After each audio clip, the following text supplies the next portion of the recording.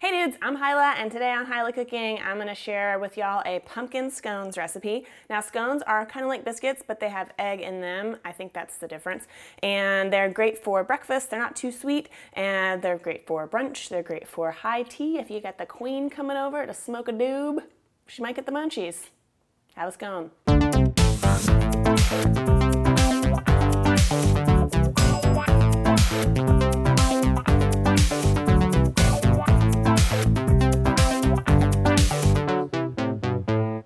Okay, so we're gonna start out pretty much like biscuits. I've got all my dry ingredients here. That's flour and spices and salt and my leavening agents. I'm gonna add in a little bit of butter. This butter's cold and I've just diced it up into little pieces. And if you have a pastry cutter, you can use that, but I kind of think the easiest thing to do is get all those butter chunks kind of coated and then just use your hands to go in. Find those butter clumps and break them up into little pieces. And work quickly because your hands are warm, obviously, unless you're dead. And it will melt the butter, which you don't want. You want the butter to stay in little chunks, like if we're making pie dough or biscuits. So I just find it little chunks and kind of rub them between my fingers, flatten them out a little bit. And these are a little bit healthier than a lot of scone recipes because we're using the pumpkin to take the place of a lot of the butter. So we're using less butter than usual for a slightly healthier scone treat.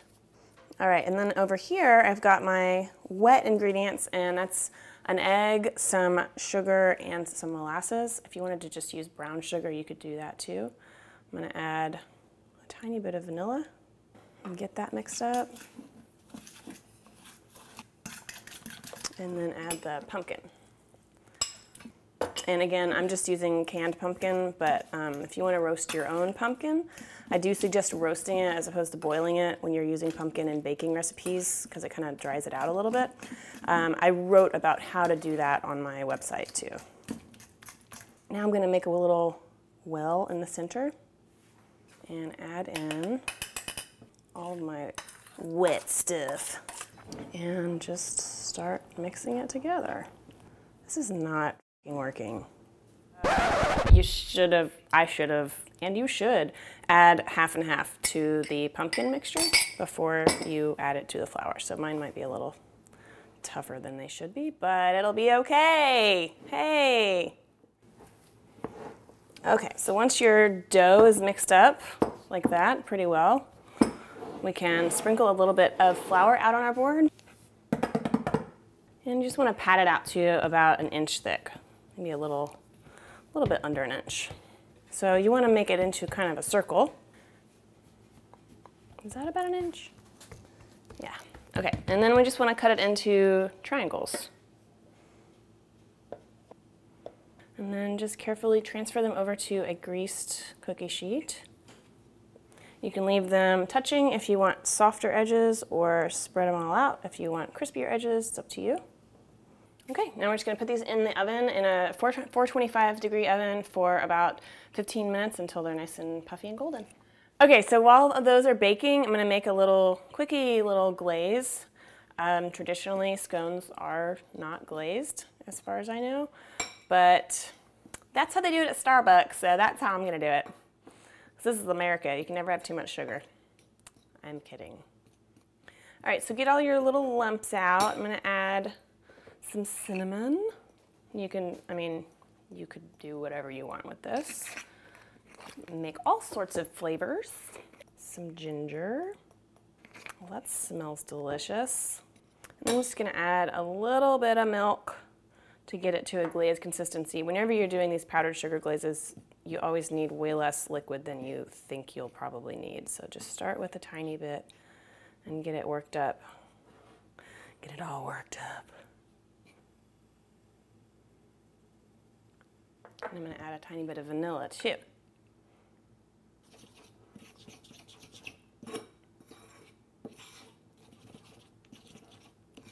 Great, okay, so this looks good. It's thick.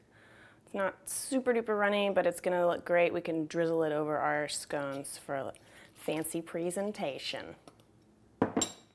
Okay, my scones have cooled. You can see they're firm but still nice and soft and tender. I'm just gonna drizzle a little bit of this glaze over the top. And you could skip this if you wanted to. And these turned out huge because I have kind of gotten a little bit of a hurry. But if you wanted to make smaller, more reasonable sized scones, you could just use a round, like a 2-inch cookie cutter to cut your scones out. Or you could divide the dough into 2 circles and make smaller triangles like that. Yay! And this glaze will kind of dry up and, you know, firm up a little bit on there after some time. So there we go. I'm gonna taste one. Let's see. All right, well, if you like this recipe, please also check out, I have some other pumpkin recipes, some pumpkin cupcakes and a pumpkin penne pasta. That's a great vegetarian option for holiday meals. And please subscribe so you get notified whenever I release a new video. And remember that printable recipes and my answers to your questions are always at HilahCooking.com. Look at that.